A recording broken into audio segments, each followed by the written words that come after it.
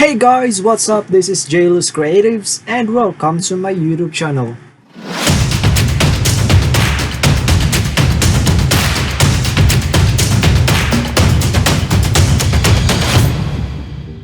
Hey guys, so in this tutorial, I'm gonna teach you how to create a glowing text effect.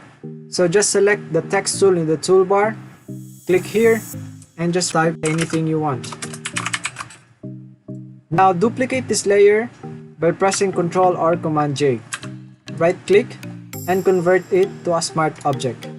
Now go to Filter, Blur, Gaussian Blur, and let's choose a smaller number. For me, 10 pixels will work and press OK.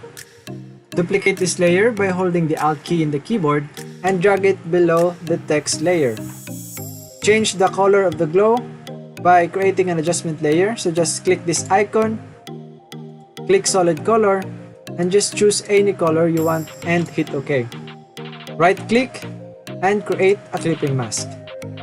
Adjust the glow by double clicking the Gaussian blur. And let's put this to about 70. It really depends upon you, and hit OK. And that's how you create a glowing text effect. I hope you've learned from this video.